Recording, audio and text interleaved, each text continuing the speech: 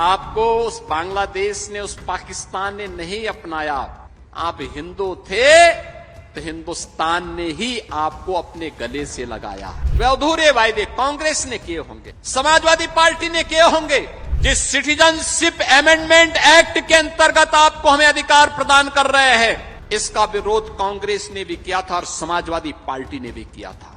ये लोग नहीं चाहते थे कि हिंदुओं को, सिखों को, बौद्धों को, जैनियों को अधिकार मिले, क्योंकि ये तो तुष्टीकरण के पोषक है। लेकिन मोदी जी हैं कि हटने वाले नहीं पीछे, वे हटे नहीं, डिगे नहीं। उन्होंने कहा ये अधिकार हिंदुओं को, बौद्धों को, सिखों को, जैनियों को प्राप्त होना ही चाहिए। अब कोई आपको यहां से विस्थापित नहीं कर सकता, क्योंकि मोदी जी के सिटीजनशिप अमेंडमेंट एक्ट ने, नागरिकता संशोधन विधेयक ने आपको अधिकार दे दिया है। अब कोई आपको बांग्लादेशी नहीं बोलेगा, बांग्ला भाषी बोलेंगे, क्योंकि भाषी भी भारत का नागरिक है। किस किस प्रकार की त्रासदी थी 1971 में, 1973 में, 1976 और 1978 में। आप यहां पर आए, आप केवल सीमा पार करके नहीं आए थे, अपने साथ टूटे हुए सपनों को और उसकी पीड़ा लेकर के आए थे। बिछड़े हुए अपनों की यादें और एक अनिश्चित भविष्य लेकर के आए थे। आपने अपना घर छोड़ा, अपनी मर्जी से नहीं, आपको अपना घर छुड़वा दिया गया, क्योंकि उन दरिंदों ने आपके घरों पर कब्जा कर लिया था, जो आज भी बांग्लादेश में हिंदुओं की निर्मम हत्या कर रहे हैं। उन्हीं लोगों ने आपकी प्रॉपर्टी पे कब्जा किया था। वहां पर अपनी जमीन छोड़ने के लिए आपको मजबूर कर दिया गया, आपकी आजीविका छीनी गई और आपको आपके अपनों की यादों को पीछे छोड़ना पड़ा था। मैं देख रहा था यहां पर, लेकिन इस सब के बावजूद एक आशा थी कि भारत में ठौर और ठिकाना मिलेगा, भारत में सम्मान मिलेगा। और याद करिए, आपको उस बांग्लादेश ने, उस पाकिस्तान ने नहीं अपनाया। आप हिंदू थे तो हिंदुस्तान ने ही आपको अपने गले से लगाया। आप सिख थे, आपको हिंदुस्तान ने ही अपने गले से लगाया। आप बौद्ध और जैनी और पारसी थे तो हिंदुस्तान ने ही आपको अपने गले से लगाया। संघर्ष से जो आप सबल बनने की आपकी यात्रा थी, इस शून्य से शिखर तक की यात्रा भी है। याद करिए, जब आप आए थे कुछ भी नहीं था आपके पास, पहनने के लिए कपड़े नहीं थे, कुछ भी सहारा नहीं था। और आज मैं देख रहा था, यहां पर हमने देखा है, ये केवल एक आपकी विस्थापन की कहानी नहीं थी, केवल आपकी अपनी एक अपनों से बिछड़ने की कहानी नहीं थी, एक साहस का था, संघर्ष का था, अदम्य जीवटता की भी एक अमर गाथा है ये। आप सोचो, अगर आप बांग्लादेश से नहीं आते, क्या होता आपके साथ, क्या होता? पाकिस्तान से नहीं आते, क्या होता? ये हिंदुओं की सहिष्णुता देखिए। आप आए, किसी ने आपकी जाति नहीं पूछी, किसी ने आपका संप्रदाय नहीं पूछा, किसी ने आपका मत नहीं पूछा, उन्होंने गले से आपको लगाया, अपने साथ जोड़ा और अपने साथ रहने, एक साथ मिलकर के जीवन को आगे गुजर बसर चलाने के लिए आपके साथ चले, बढ़े और आपके लिए संघर्ष किए। आप सोचो, मोहम्मदी के विधायक लोकेंद्र प्रताप सिंह संघर्ष नहीं करते तो क्या आपको आपका अधिकार मिल जाता? नहीं मिल पाता। वायदे लोग करते हैं, वे अधूरे वायदे कांग्रेस ने किए होंगे, समाजवादी पार्टी ने किए होंगे। ये विभाजन की त्रासदी 1947 में क्यों आई? इसलिए आई थी बहनों और भाइयों, क्योंकि हम विभाजित थे, बटे हुए थे। और आज भी मैं कहता हूं कि जातीय विभाजन में बांटने का पाप जो भी करता है,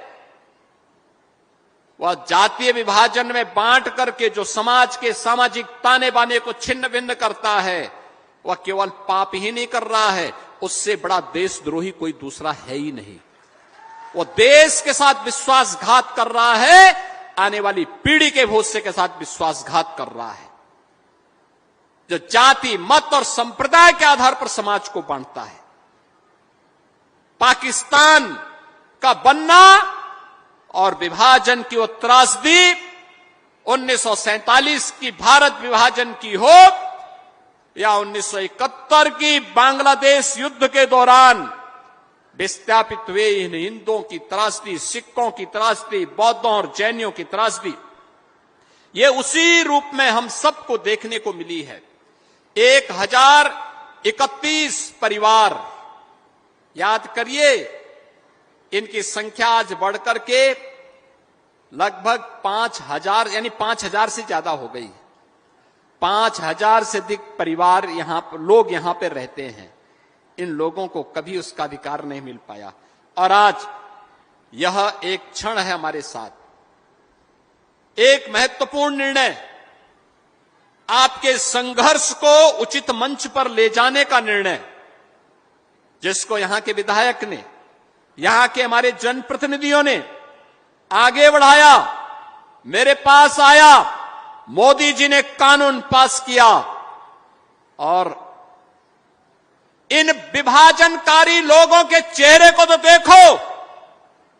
जिस सिटीजनशिप अमेंडमेंट एक्ट के अंतर्गत आपको हमें अधिकार प्रदान कर रहे हैं, इसका विरोध कांग्रेस ने भी किया था और समाजवादी पार्टी ने भी किया था।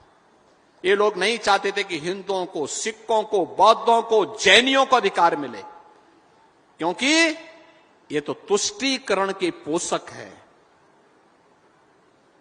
जब हम लौह पुरुष सरदार वल्लभ भाई पटेल की जयंती मनाते हैं, तब समाजवादी पार्टी देश के तोड़क जिन्ना के प्रति उसका महिमा मंडन करते हैं। जब हम एकजुट होने का आह्वान करते हैं, तब ये जातीय विभाजन में समाज के सामाजिक ताने बाने को छिन्न भिन्न करने का पाप करते हैं। और ये वही लोग हैं। इसलिए केवल एक निर्णय नहीं है बहनों और भाइयों, ये न्याय का वह क्षण है जिसने इतिहास की अधूरी तमन्ना को पूरा किया है। वह क्षण आया है। आने वाला समय जब कभी पूछेगा कभी कि बंगाली बोलने वाले इतनी बड़ी संख्या में लोग कहां से आए हैं, और उस समय बताना फिर, यानी ये लोग अपनी भूमि को इनको विस्थापित किया गया, लेकिन लखीमपुर ने उन्हें अपनाया है, उत्तर प्रदेश की धरती ने उन्हें अपनाया है। आज पसीने को उसका अधिकार मिला है। बहनों और भाइयों, जो पसीना इन जनप्रतिनिधियों ने बहाया है, जो संघर्ष आपने किया है, उस संघर्ष को संबल मिला है, क्योंकि पसीने को अधिकार दिलाने का काम हमारे जनप्रतिनिधि किए हैं। परिश्रम को परिणति तक बदलते हुए आप अपनी आंखों से देख रहे हैं। संघर्ष उसकी पहचान को मिल रही है और आपके भविष्य को अब एक अस्थायित्व मिला है। अब कोई आपको यहां से विस्थापित नहीं कर सकता, क्योंकि मोदी जी के सिटीजनशिप अमेंडमेंट एक्ट ने, नागरिकता संशोधन विधेयक ने आपको अधिकार दे दिया है। ये अधिकार दे दिया है। ये कांग्रेस, ये समाजवादी पार्टी, ये टीएमसी इसका विरोध करती थी। ये कहती थी ये कानून नहीं बनना चाहिए। हमने तो उस समय मोदी जी ने कहा, याद करिए 2019-20 में कितना लंबा संघर्ष चल रहा था। दिल्ली में महीनों महीनों सिटीजनशिप अमेंडमेंट एक्ट को लेकर के धरना प्रदर्शन कर रहे थे। इसके विरोध में सड़कें जाम थी। शाहीन बाग में महीनों महीनों तक कांग्रेस, सपा, टीएमसी और उनके लोग धरना प्रदर्शन करके इस कानून में बाधा पैदा कर रहे थे। लेकिन मोदी जी हैं कि हटने वाले नहीं पीछे। वे हटे नहीं, डिगे नहीं। उन्होंने कहा यह अधिकार हिंदुओं को, बौद्धों को, सिखों को, जैनियों को प्राप्त होना ही चाहिए। और आज उसी की बदौलत हम लोगों ने निर्णय लिया और आज ये अधिकार पत्र हम आप सबको यहां प्रदान कर रहे हैं। अब आप बहनों और भाइयों अपनी जमीन के वास्तविक मालिक बन गए हैं। अब आपको सुरक्षा की गारंटी मिल गई है। एक सुरक्षित और स्थिर जीवन की एक गारंटी मिल गई है और यही मोदी की गारंटी भी है। आपके बच्चों के भविष्य को एक सुदृढ़ नींव मिल गई है। कोई उन्हें वंचित नहीं कर सकता, भगा नहीं सकता। अब कोई आपको बांग्लादेशी नहीं बोलेगा, बांग्ला भाषी बोलेंगे, क्योंकि बांग्ला भाषी भी भारत का नागरिक है। और यह अधिकार आज आपको प्राप्त हुआ है। बहनों और भाइयों, ये डबल इंजन की सरकार जो कहती है हर हाथ को काम,